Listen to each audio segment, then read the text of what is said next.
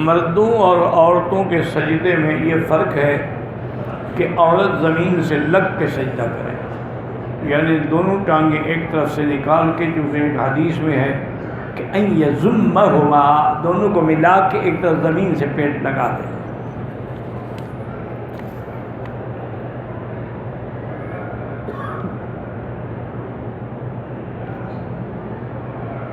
ایک آدمی نے ٹیلی فون پر بیوی کو طلاق دی ہے، بالکل ہو گئی۔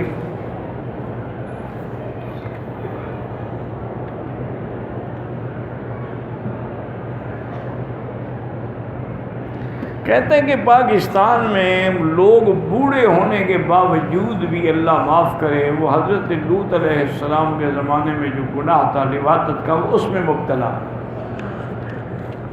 لا حول ولا قوت الا باللہ۔ اور یاد رکھو کہ یہ عمل لوط جو ہے یہ زنا سے بھی زیادہ سخت۔ زانی کے لیے تو 2 سزائیں ہیں نا، کہ اگر کنوارے ہیں تو ان کو 100 کوڑا مارا جائے گا، اگر شادی شدہ ہیں سنگسار کیے جائیں گے۔ لیکن لوطی کے لیے یہ حکم ہے کہ الفاعل والمفعول دونوں کو قتل کر دیا۔ اور امام ابو حنیفہ رحمۃ اللہ علیہ فرماتے ہیں اس کی سزا یہ ہے کہ کسی اونچے مقام پہ، پہاڑ پہ یا کسی مسجد کے مینار پہ لے کے اوپر سے گرایا جائے اور پھر پتھروں کی بارش کر دی جائے، وہی عذاب دیا جائے جو اللہ نے قوم لوط کو دیا تھا۔ تو یہ بہت بڑا گناہ ہے، اللہ تبارک و تعالیٰ معاف کرے۔ اور اگر وہ اس میں مبتلا ہے اور اپنی بیوی کے حقوق بھی ادا نہیں، کیونکہ جو آدمی اس مرض میں پڑ جاتے ہیں نا وہ پھر بیوی کے قابل ہی نہیں ہوتے، تو بیوی کو طلاق لینے کا حق ہے۔ طواف کے دوران وضو ٹوٹ جائے فوراً چھوڑ دے، دوبارہ وضو کر کے شروع کرے۔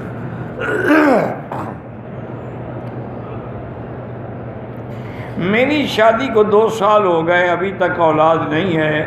میں اللہ کی تقدیر پہ راضی ہوں، لیکن میرا شوہر پیروں فقیروں کو مانتے ہیں، گلے میں تعویذ ڈالو، پانی ڈالو، فلاں کرو، دھاگا باندھو، یہ سب چیزیں ناجائز ہیں۔ دھاگے باندھنے سے اولادیں نہیں ہوتی، یہ اللہ کے فیصلے ہیں، جو اللہ چاہتے ہیں کرتے ہیں۔ تم دونوں پہلے اپنی چیک اپ کراؤ کہ نقص بیوی میں ہے یا خاوند میں ہے، پھر خاوند اپنا علاج کرے، اور علاج کے ساتھ ساتھ دونوں یہ دعا مانگتے رہو، رب لا تذرنی فردا وانت خیر الوارثین۔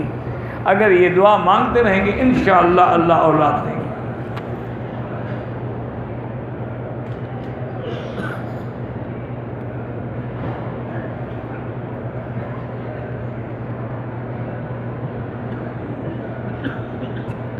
بہرحال ایک لڑکے کی شادی ایک ایسی عورت سے ہوئی ہے، لڑکی سے جو پہلے سے ذہنی مریض ہے۔ ڈاکٹروں نے کہا تھا کہ شادی کے بعد یہ ٹھیک ہو جائے گی، لیکن وہ ٹھیک نہیں ہوگی۔ اب لڑکا اللہ کے ڈر سے طلاق بھی نہیں دیتا، جب شور کرتی ہے تو اس کو روکنا بھی مشکل ہو جاتا ہے۔ میرا بھائی دیکھو، صبر کر سکو تو اللہ تمہیں اجر دے گا۔ تم ایک دوسری شادی بھی کر لو تاکہ خود تو گناہ سے بچو نا، جو خود اس حال میں ہے بیچاری، وہ تمہارے حقوق کیا ادا کرے گی؟ دوسری شادی بھی کر لو اور اس کو برداشت کرو، اس کا علاج کرو۔ آج دنیا بہت ایڈوانس ہو گئی ہے، بہت ترقی کر گیا ہے میڈیکل، اور یہ نفسیاتی مسائل کا حل بھی اب ماشاءاللہ آ گیا ہے۔ تو کسی بڑے اچھے سائیکاٹسٹ کے پاس بھی لے جائیں، اس کے ٹیسٹ کروائیں اور پھر اس کا وہ علاج بھی لیں، انشاءاللہ اللہ قادر ہے ٹھیک ہو جائیں گے۔ جدے سے جب حاجیوں کو لے کے طائف آتے ہو، پھر مکہ آتے ہو، طائف سے احرام باندھنا ضروری ہے۔ اسی طرح مدینہ جاتے ہیں، پھر مدینہ سے واپسی پہ احرام ضروری ہے۔ سگریٹ پینے سے وضو تو نہیں ٹوٹ جاتا، لیکن بہت بڑا گناہ ہے، بدبودار چیز ہے، اور پھر آدمی اپنے پیسے کو اپنے ہاتھوں سے جلاتا ہے۔ تبذیر بھی ہے، حرام بھی ہے، گناہ بھی ہے، بدبو بھی ہے، اور بندے کے لیے باعث عذاب بھی ہے۔ میں حج کے لیے گیا، مجھے خارش ہوئی، زخم پر تو خون نکلا ہے، کوئی بات نہیں، کوئی دم شم نہیں۔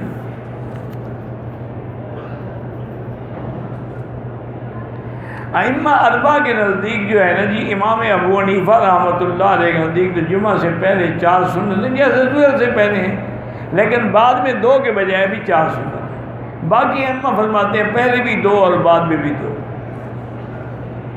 تو یار جتنی پڑھو گے اتنی ثواب ملے گا۔ دیکھو نا، حدیث میں 4 بھی ہیں 2 بھی ہیں، اب ٹھنڈے دل سے جھگڑا نہ کیا کر. اب جس نے 4 پڑھی تو دونوں حدیثوں پہ عمل ہو گیا, 2 والی پر بھی اور 4 والی پر بھی. اور جس نے 2 رکعتیں پڑھی تو 4 والی حدیث پر تو عمل نہ ہوا تھا. اس لیے کوشش کریں اور زیادہ سے زیادہ اچھا کریں.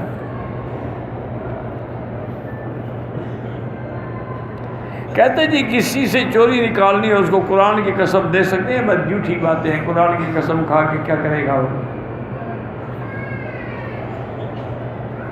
اگر ایک آدمی حالت جنابت پہ ہے اس کے بعد چل پھر رہا ہے وہ کوئی بات نہیں, لیکن گناہ گار ہے. غسل جنابت فوراً کرنا چاہیے. انسان موت آ جائے تو جنابت کی حالت میں مرے گا نا. میں حافظ قرآن ہوں, میں امام بن سکتا ہوں, اگر بالغ ہو تو بن سکتے ہو.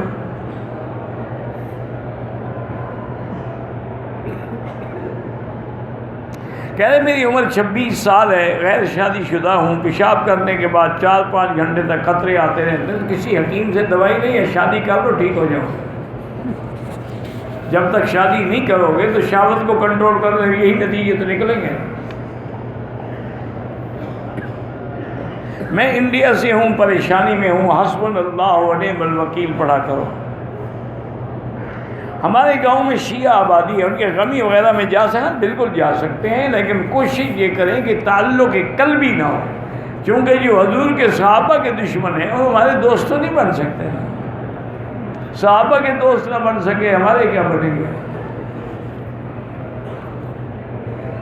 میں دبئی میں جاب کرتا ہوں, میرے بچے بیوی ہیں. میں نے کئی بار پتہ نہیں کہتا ہے گندی فلمیں تصویریں دیکھتا ہوں, برے خیالات رہتے ہیں. نماز قرآن بھی پڑھتا ہوں.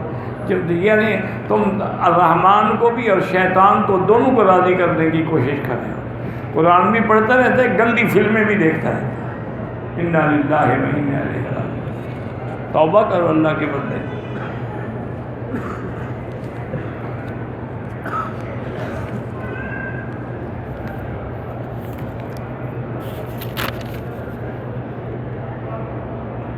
احرام میں عورت نقاب نہیں لگا سکتی, آگے چہرے پہ کپڑا ڈال لے. پردہ کا کپڑا چہرے کو لگتا رہے تو کوئی حرج نہیں. مغرب کے وقت گھروں کو روشن کرنا ٹھیک ہے, کوئی ضروری نہیں. ضرورت ہو بتی جلا لو, نہ ہو نہ جلاؤ. یہ کیا ہے؟ کیا آج عورت آرٹیفیشل جیولری پہن کے نماز پڑھ سکتی ہے؟ وہاں پڑھ سکتی ہے.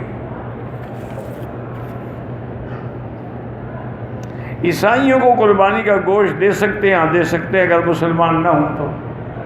زکوٰۃ اور صدقہ بھی تب جب مسلمان نہ ملیں تو. وہ بھی اہل کتاب ہیں, ان کو دے سکتے ہیں. جدہ ایئرپورٹ میں 1-2 گھنٹے گزارنے کے بعد اگر واپس ہمیں مکہ آنا پڑے تو احرام ضروری نہیں ہے, کیونکہ جدہ میقات نہیں ہے. غامدی صاحب کہتے ہیں کہ گاڑی یا گھر بنانے کے لیے سود لینا چاہیے. غامدی صاحب کے مسئلے سارے نکالے ہیں. وہ کوئی ایک مسئلہ تھوڑا ہے, وہ تو خود مجتہد بنا ہوا ہے. اللہ ہدایت دے اس کو. اتنا اچھا پڑھا لکھا آدمی ضائع ہو رہا ہے.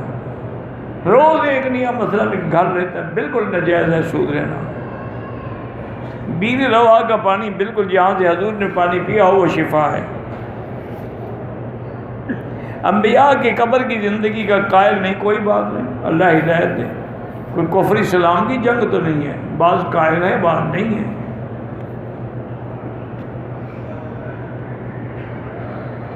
کہتے ہیں جی بردوں میں سننا جاننا اللہ کی صفت ہے. اردو کے سننے کے قائل ہیں, اللہ کی صفت کے بھی قائل ہیں. اللہ ہی سنواتے ہیں. ما انت بمسمع, آپ نہیں سنوا سکتے, اللہ سنواتے ہیں. اذان میں انگوٹھی چومنا بدعت ہے. اذان سے پہلے صلاۃ السلام پڑھنا بالکل بدعت ہے. دن میں کتنے طواف کریں جتنا اللہ توفیق دے. باقی یہ بحث نہ کیا کریں گے حضور نے کتنے طواف کیے. حضور نے تو حج بھی ایک کیا, لہٰذا باقی جو حج کریں بیچاروں کا سب سارے حج برباد ہو گئے. جب حج ثابت ہے, طواف ثابت ہے, عمرہ ثابت ہے, اب ایک کرو یا 100 کرو.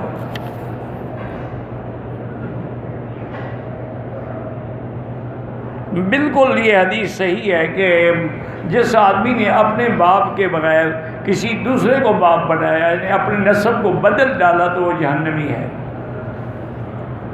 ایک ہے کسی کو لے کے آدمی بیٹا بنائے، وہ الگ بات ہے۔ ایک ہے کہ آدمی جیسے آج کل سید بن جاتے ہیں، قریشی بن جاتے ہیں، حالانکہ وہ سید نہیں ہوتے، یہ ناجائز ہے۔ کچھ حجاج کرام نے مدینے سے واپسی پر احرام نہیں باندھا، طبیعت خراب ہے۔ ایک آدمی نے جیرانہ سے احرام باندھا، عمرہ کرنے کے بعد بھائی جنہوں نے مدینے سے احرام نہیں باندھا، اگر واقعی بیمار تھا پھر تو دم نہیں، اگر ایسے بہانہ تھا تو پھر دم ہے، عمرہ بھی کرے۔ جس نے جیرانہ سے عمرہ کیا، حلق نہیں کیا، احرام اتار دیا، اگلے دن یاد آیا تو حلق نہیں کرایا، تو بارہ اس پر دم ہے، حلق بھی کرائے، دم بھی ادا کرے۔ مولانا عابد صاحب بیمار ہیں، اللہ ان کو شفا عطا فرمائے۔ ایک آدمی کو تنخواہ نہیں مل رہی تو حسبنا اللہ و نعم الوکیل پڑھو، اللہ ہر مسلمان کو نیکی کی ہدایت دے، اللہ تبارک و تعالیٰ کاروبار دیں اور برکت بھی ڈالیں۔ بہن بھائیوں کی شادیاں اللہ آسان فرمائیں، سورۃ الرحمن پڑھ کے دعا مانگا کریں۔ عصر کی نماز کے بعد عمرے کے احرام کے لیے مسجد عائشہ پہنچے، مغرب سے پہلے عمرے کے نفل پڑھ سکتے ہیں؟ نہیں پڑھ سکتے، ضرورت ہی نہیں ہے، بس لبیک پڑھتے ہوئے آ جاؤ۔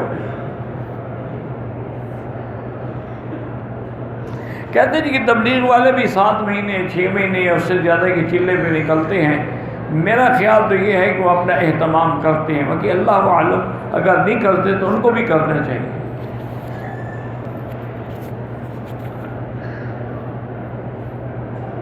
اگر ہم طواف کر کے صحابہ کو یا حضور کو ہدیہ کریں ٹھیک ہے، بدن میں وزن پورا کرنے کے لیے رمضان ڈالے تو وہ ٹھیک ہے۔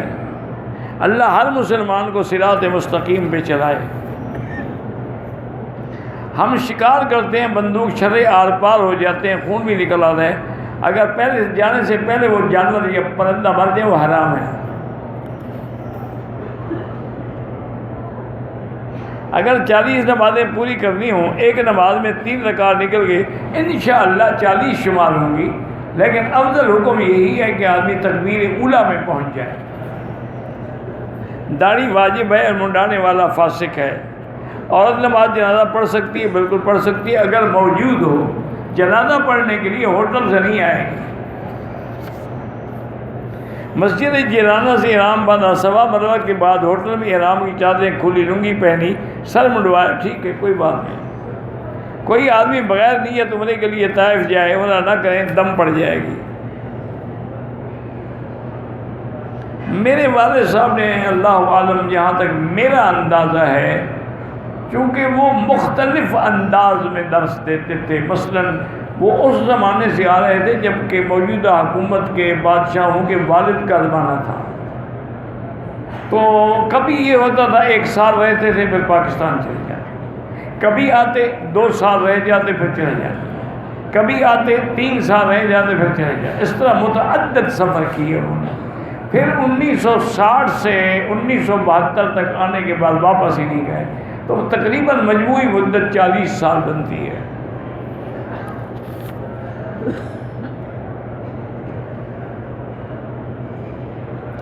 اگر 3 ساتھی بیٹھے ہیں، 2 کے احرام میں ہیں، طواف مکمل ہو گیا، صفا باقی ہے، عطر لگا، بالکل حرام۔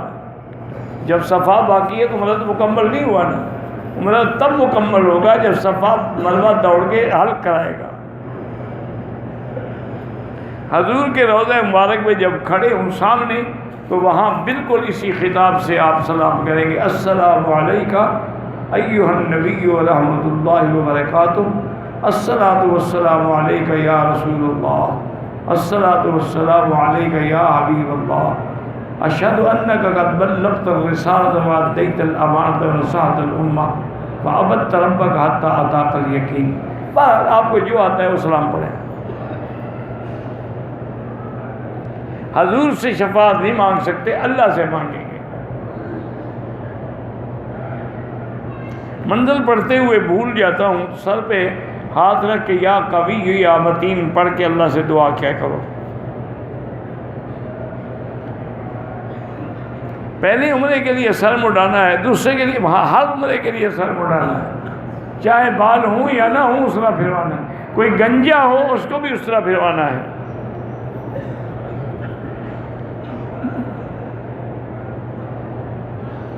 کہ کہتے ہیں کہ تبلیغ میں 3 سال جو ہیں وہ علماء کے لیے ہیں، 1 سال اندرون ہوتا ہے اور باقی بیرون ہوتا ہے، اس میں پھر 3 سال کا وقفہ بھی دیا انہوں نے کیا ہوا ہے انتظام الحمدللہ۔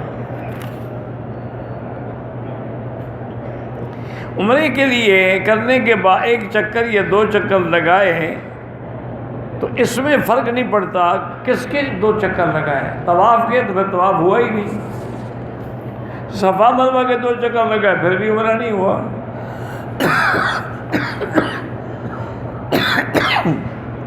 اشراق کی نماز جو ہے وہ مسجد نبوی میں پڑھیں یا قباء کی مسجد، جہاں مرضی ہے پڑھیں، افضل وہی ہے کوئی بیٹھے رہیں مسجد نبوی میں پڑھیں، بعد میں جا کے وہاں 2 رکعت پڑھ لیں۔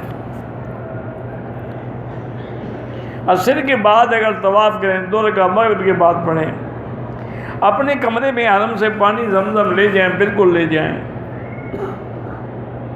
جن کی نمازیں قضا ہوئی ہیں وہ فدیہ ادا کریں۔ طائف سے عمرہ کرنا افضل ہے، مسجد عائشہ تو میقات نہیں، طائف تو میقات ہے۔ جدہ ایئرپورٹ سے واپس مکہ بھیج دیا گیا، کوئی آپ پر کوئی جرمانہ نہیں، کوئی جدہ سے احرام باندھنا ضروری نہیں۔ کچھ سال پہلے میں نے اپنا عمرہ پڑھا، اب میرے بھائی اس دنیا سے ان کے لیے، ہاں ان کے لیے کر سکتے ہو عمرہ۔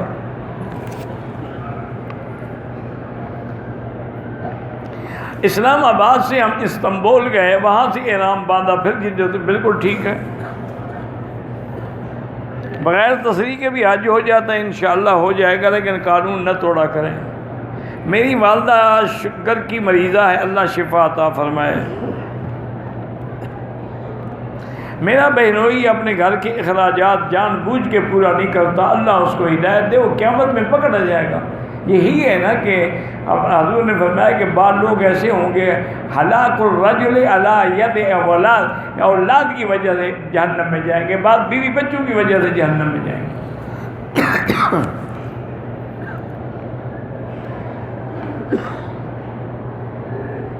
کہتے صفوں میں اتصال نہیں ہوتا، کرنے کی کوشش کریں۔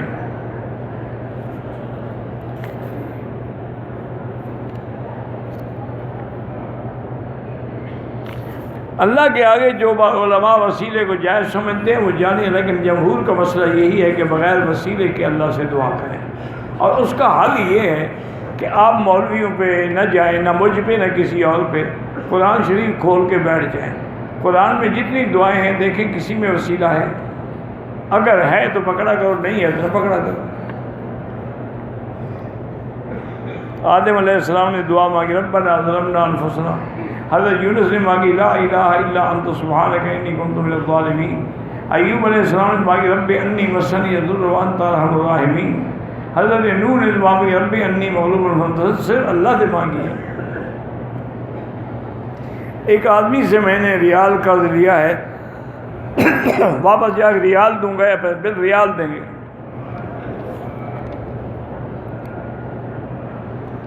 والد اور والدہ کے 1 سال عمر نہیں ہوتا، ایک کے لیے ایک دوست کو بار بار پیشاب کے قطرے آتے ہیں، ہر نماز کے لیے نیا وضو کرے۔ بار بار وضو ٹوٹنے کا یہی علاج ہے نا کہ ہر نماز کے لیے نیا وضو کرے، انڈر ویئر رکھے، بعد میں جا کے دھو لیا۔ اگر ماہواری کی گولی کھانے کے باوجود خون آ رہا ہے پھر نماز نہ پڑھیں، اور یہ بھی دیکھیں کہ کیا یہ دن ہے تمہاری ماہواری کے۔ ٹیشو پیپر سے استنجا کرنا جائز ہے، بالکل جائز ہے۔ داڑھی رکھنا واجب ہے۔ میرا بھائی اس کے 4 بیٹے ہیں، 1 بیٹی ہے، بیوی زندہ ہے، دوسری شادی کرنا چاہتا ہے، کر سکتا ہے؟ کیوں نہیں کر سکتا ہے؟ اللہ کا حکم ہے، اس میں کسی کو چڑھنے کی کیا ضرورت ہے؟ میرے شوہر نے میقات کے بعد مجھے نقاب بندھوا دیا، اب وہ دم نہیں دے رہے ہیں تو قیامت میں دیں گے۔ اور یہ بھی یاد رکھو کہ اگر خاوند کہے نماز نہ پڑھو تو یہ تھوڑا کہ تم نماز نہ پڑھو۔ اس نے کہا تھا شریعت کے خلاف، آپ کو نہیں، آپ کپڑا آگے ڈال دیتی، نقاب نہ ڈالتی۔ مسجد عائشہ سے احرام باندھ کے عمرے کے لیے آیا، طواف مکمل کیا، سعی کے آخری چکر میں پیشاب کی حاجت ہوئی، چکر پورا نہ کر سکا، ہوٹل میں آ کے احرام، کوئی دم نہیں ہے آپ پر۔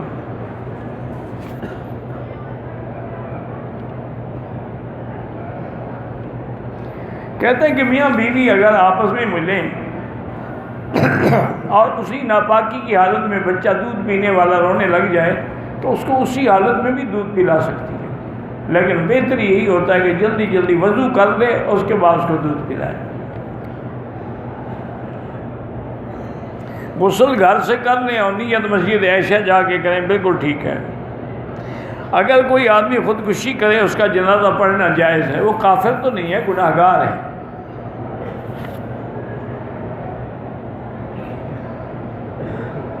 کہتے ہیں ہمارے ملک میں اکثر بڑے لوگ جو ہیں مدرسوں کے بچوں کو خواتین کو بلا کے قرآن خوانی کرواتے ہیں، بالکل ناجائز ہے۔ ابھی یہ بڑے آدمی شارٹ کٹ کرتے ہیں نا کہ بھئی یہ کام بھی اور ان سے کرا لیں، ان کو پیسے دے دیں، یہ پیسے دے کے کہنا ان کو تم جنت میں چلے جانا۔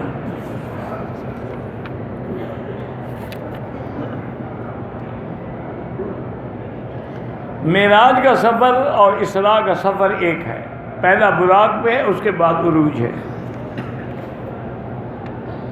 حجر اسود کو بوسہ دینی تو اشارہ کریں۔ میرے دوست کی امی فوت ہو گئی، اللہ ان کی مغفرت فرمائے۔ صدقات وغیرہ حرم شریف میں جو کام کرتے ہیں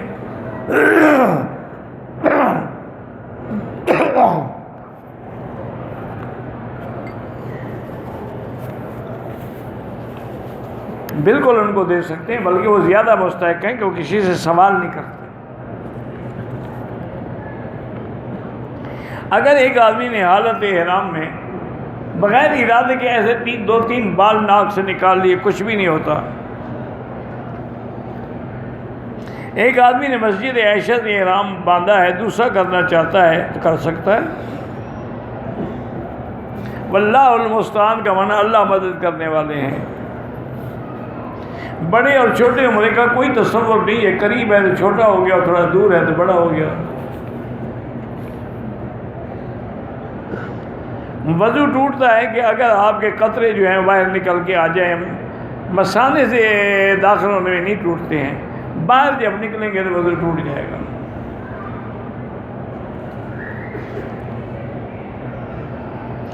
عمرہ کیا، اسرا پھروانے کے بعد احرام اتار دیا، کل دوسرا عمرہ کرے پھر بھی اسرا پھرانا پڑے گا، بال ہوں یا نہ ہوں۔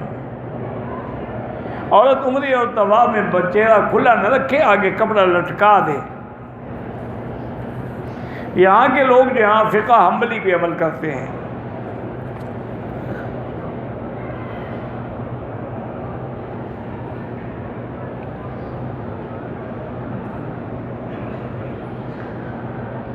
میں پہلے چرس پیتا تھا، والدین کو بھی تنگ کرتا تھا، اب میں نے الحمدللہ نمازیں پڑھنی شروع کر دی ہیں۔ صبح کی نماز دوا کھانے کی وجہ سے رہ جاتی ہے، بہرحال ایسی کوئی بات نہیں ہے، اب تو ایسی دوائیں نکل گئی ہیں جس سے نشہ بھی نہیں ہوتا اور نشہ کی طلب بھی نہیں ہوتی، ہسپتالوں میں مل جاتی ہیں اور بڑے بڑے حکیموں کے پاس بھی مل جاتی ہیں، تریاق افیون کے نام سے۔ دامت برکات میں اللہ تمہاری برکتیں دام ہمیشہ دائم رکھے۔ ایک عورت نے حیض کی حالت میں میقات مدینہ سے احرام باندھا، مکے میں پاک ہو کر غسل کیا، اس شیمپو کے ساتھ حرم میں پہنچی، خون آنا شروع ہو گیا، احرام کھول کے رات گزاری، اب پریشان ہے۔ بہرحال وہ ایک تو شیمپو کے ساتھ حالت احرام میں اس نے غسل کیا اور دم پڑ گئی، اب انتظار کرے جب خون آنا بند ہو جائے پھر غسل کر کے بغیر شیمپو کے جا کے عمرہ کرے۔ نفلی طواف اگر جرابیں پہن کے کریں بالکل جائز ہے۔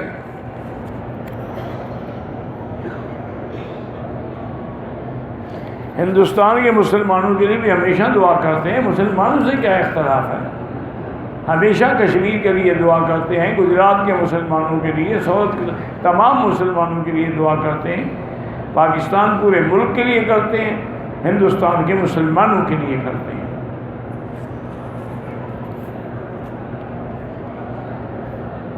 میری عمر 61 سال ہے، اپنے شوہر کی اجازت کے ساتھ اگر گروپ کے ساتھ عمرے پہ آ سکتی ہیں۔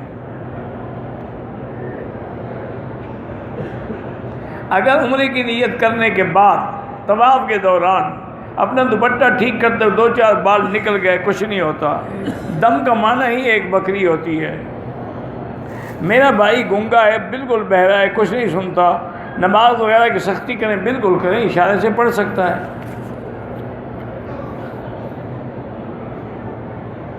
مقتدی امام کے آگے ہو تو پھر اس کی نماز نہیں ہوتی۔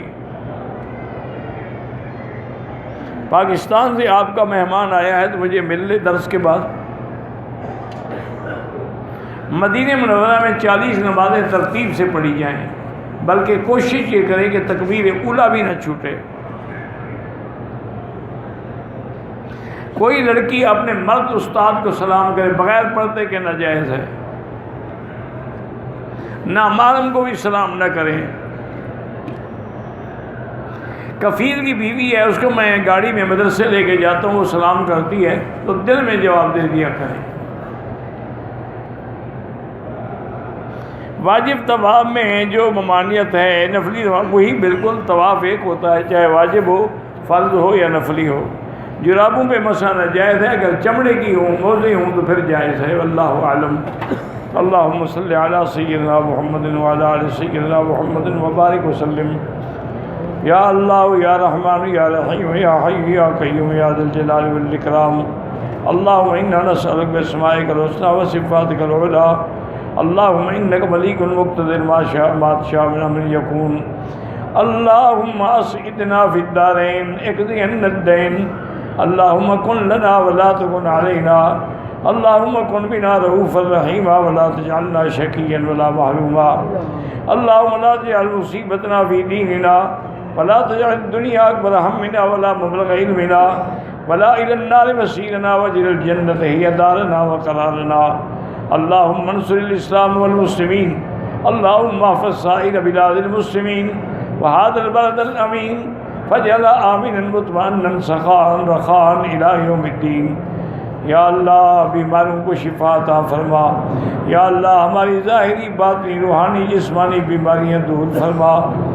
یا الہ العالمین بے حیاؤں کو حیا عطا فرما، بے اولادوں کو اولاد صالح عطا فرما، جن کے گھروں میں بچی ہیں ان کو خیر کے رشتے نصیب فرما، بے روزگاروں کو روزگار عطا فرما، قرض داروں کے قرض عطا فرما، جن کا رزق تنگ ہے ان کے رزق میں برکتیں عطا فرما۔ یا اللہ پوری دنیا میں جہاں مساجد ہیں، مدارس ہیں، دین کے ادارے ہیں، مراکز ہیں، جماعتیں ہیں، افراد ہیں، ان سب کی حفاظت فرما۔ یا اللہ مسلمان فلسطین میں ہیں، کشمیر میں ہیں، حلب میں ہیں، شام میں ہیں، عرب میں ہیں، عجم میں ہیں، افغان میں ہیں، ان سب کی جان مال آبرو عزت کی حفاظت فرما۔ یا اللہ پاکستان کی حفاظت فرما۔ یا اللہ پاکستان کی حفاظت فرما۔ یا اللہ ہندوستان کے مسلمانوں کی حفاظت فرما۔ ربنا آتنا فی الدنیا حسنۃ وفی الآخرۃ حسنۃ وقنا عذاب النار۔ صلی اللہ تعالی علی خیر خلقہ سیدنا محمد وعلی آلہ واصحابہ اجمعین۔ اللہم صلی علی سیدنا محمد وبارک وسلم۔